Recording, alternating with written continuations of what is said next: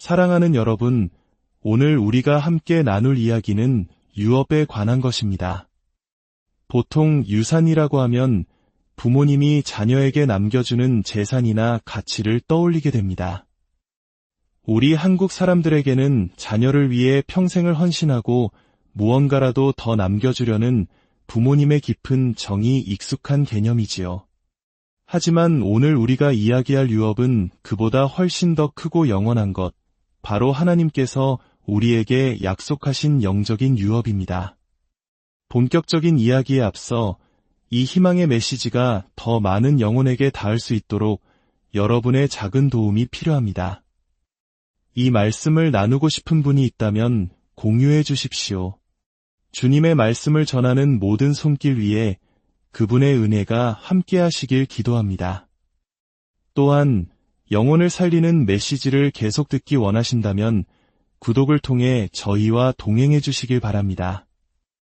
우리는 결코 자신의 힘만으로 인생의 문제들을 해결해야 하는 존재가 아닙니다. 왜냐하면 우리에게는 하나님의 무한한 자원에 접근할 수 있는 유업이 있기 때문입니다. 유업이 있기에 우리의 전략은 결코 바닥나지 않으며 우리의 창의력은 마르지 않습니다. 사탄, 즉 우리의 원수는 우리의 재물이나 결혼생활 혹은 사업 그 자체에 관심을 두지 않습니다. 원수가 진정으로 노리는 것은 단 하나, 바로 하나님이 어떤 분이신가에 대한 우리의 확고한 믿음과 신뢰입니다. 만약 우리가 하나님에 대한 절대적인 확신을 가지고 있다면 우리는 그분께서 우리에게 주신 위대한 유업에 언제든지 접근할 수 있기 때문입니다. 이것은 매우 중요한 진리입니다. 원수의 전략은 예나 지금이나 변하지 않습니다. 만약 우리가 하나님을 향한 믿음을 잃어버린다면 우리는 영적인 유업에 대한 권리를 잃어버리게 됩니다. 그 순간부터 우리는 사탄을 대적할 힘을 잃게 됩니다. 입술로는 대적하는 말을 할 수 있겠지만 하나님이 누구신지 진정으로 믿지 않는다면 그 말은 공허한 외침에 불과합니다.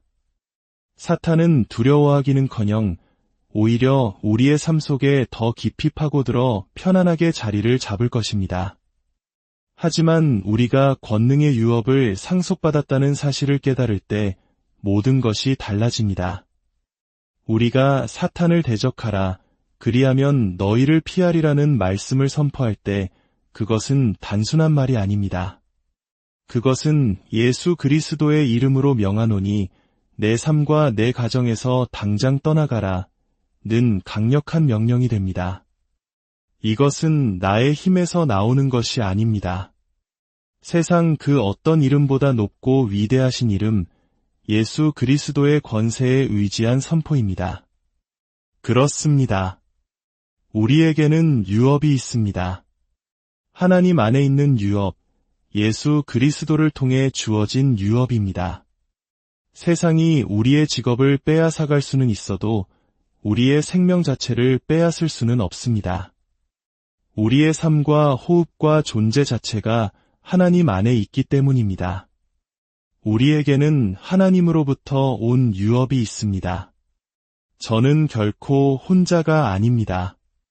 하늘의 모든 자원이 저를 지지하고 있습니다. 저는 하나님 나라의 일원이기 때문입니다. 당신이 저를 볼 때 저와 함께 걷는 천사들은 보이지 않을지 모릅니다. 하지만 제가 예수님을 나의 구주와 주인으로 영접합니다. 라고 고백한 그 순간부터 천사들은 저를 따르며 지켜주고 있습니다. 그것이 바로 총알이 저를 비껴가게 한 이유이며 제가 감옥이 아닌 이곳에 서 있는 이유입니다. 저에게는 하나님이 주신 유업이 있기 때문입니다. 하나님께서는 의사의 진단서를 바꾸시고 혼란했던 제 정신을 온전하게 하셨습니다. 파산의 위기가 저를 무너뜨리지 못한 것도 바로 유업 때문이었습니다. 저는 단순히 교회 건물에 출석하는 사람이 아닙니다. 저는 하나님 나라의 백성입니다. 제가 아침에 눈을 뜰 때 지옥은 긴장합니다. 왜냐하면 제가 하나님으로부터 받은 유업을 가지고 하루를 시작하기 때문입니다. 사람들이 저에게 무언가를 줄 때 감사하지만 저는 그 선물이 하나님으로부터 왔음도 알기에 하나님께 더욱 감사합니다. 때때로 하나님께서는 다른 사람을 통해 저에게 약속된 유업을 전달해 주시기 때문입니다. 제가 11조를 드리는 이유도 여기에 있습니다. 11조는 하나님께서 내가 나의 풍성함을 따라 너의 모든 쓸 것을 채우리라고 약속하신 유업의 일부입니다. 여러분, 우리의 확신은 바로 유업 안에 뿌리 내려야 합니다. 여러분의 자신감은 여러분 자신이 아니라 여러분이 받은 유업에서 나와야 합니다. 예수 그리스도를 통해 우리는 하나님께서 하실 수 있는 모든 일에 접근할 권한을 받았습니다. 치유가 하나님의 자녀들에게 주어진 양식인 이유도 바로 우리에게 유업이 있기 때문입니다.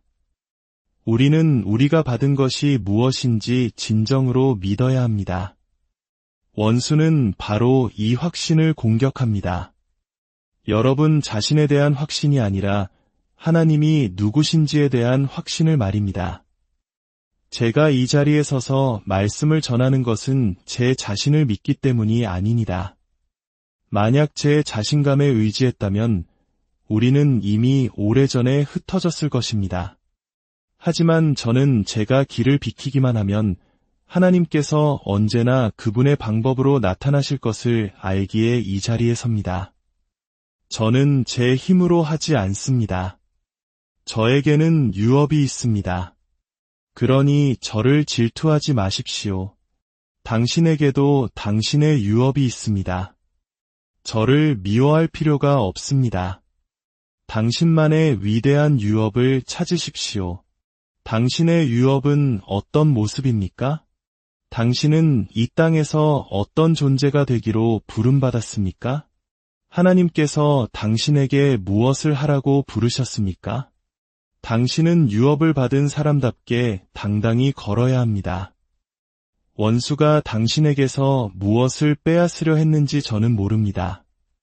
당신이 어떤 좌절을 겪었는지도 모릅니다. 하지만 이것 하나만은 분명합니다. 원수는 결코 당신의 유업을 빼앗지 못했습니다. 당신의 자신감을 흔들었을지는 몰라도 유업은 빼앗지 못했습니다. 당신의 자존심에 상처를 입혔을지는 몰라도 유업은 여전히 당신의 것입니다.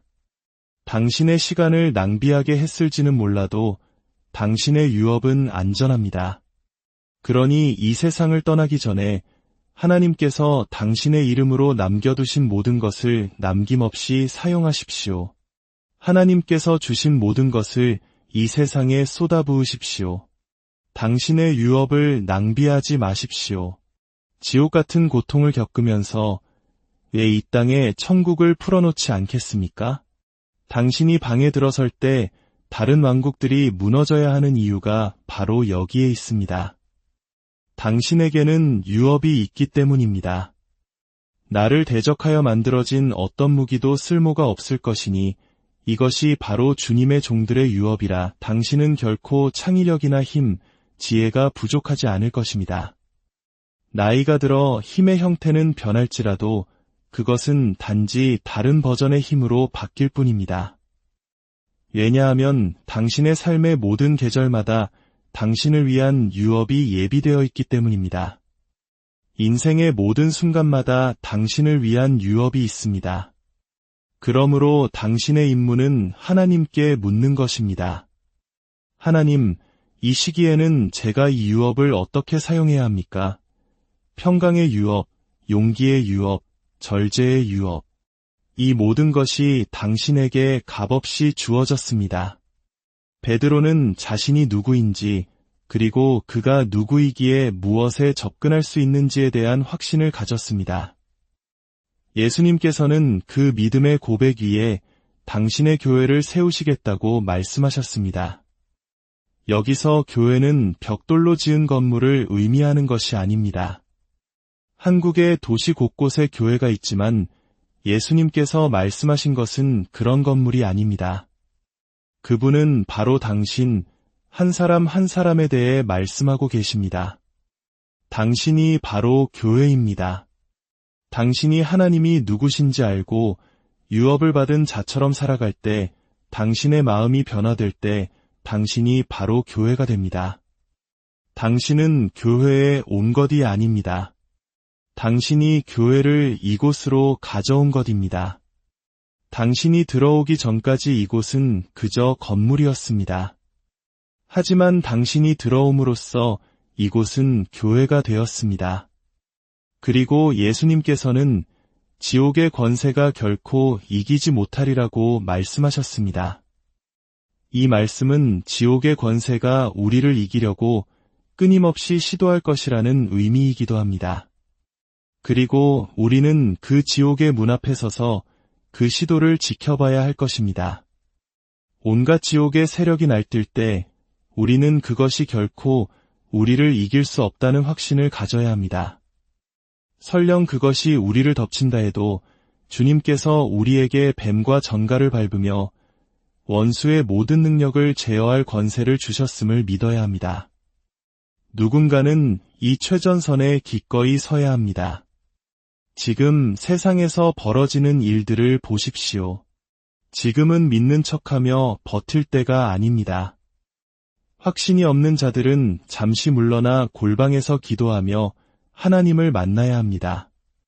그리고 사탄과 직접 맞서 싸워 이겨본 경험이 있는 확신에 찬 자들을 위해 최전선의 자리를 내어주어야 합니다. 우리의 가정이 구원받고 우리의 자녀들이 보호받으며 이 사회가 바로 서기 위해서는 바로 그런 사람들이 필요합니다. 우리 모두는 각자의 자리에서 최전선을 찾아야 합니다. 하지만 모든 시기가 최전선에 서야 하는 시기는 아닙니다. 여러분 중에는 원수의 공격에 지쳐있는 분들도 있을 것입니다. 괜찮습니다. 잠시 최전선에서 물러나십시오. 주님께서 당신을 치유하시고 천사들을 보내 당신을 돌보게 하실 것입니다. 그리고 이제 막 치유와 회복의 시간을 마치고 힘을 얻은 다른 형제자매가 그 자리를 채울 수 있도록 공간을 만들어 주십시오. 우리의 사슬에 끊어진 곳이 있어서는 안 됩니다. 휴식이 필요하면 휴식을 취하십시오. 당신의 마음과 영혼을 돌보는데 필요한 모든 시간을 가지십시오. 그러면 하나님 나라의 다른 용사가 당신이 회복되는 동안 당신의 자리를 지켜줄 것입니다. 이것이 바로 우리가 공동체로 함께 있는 이유입니다. 약한 곳에 언제나 강함을 더하시는 하나님을 기억하십시오.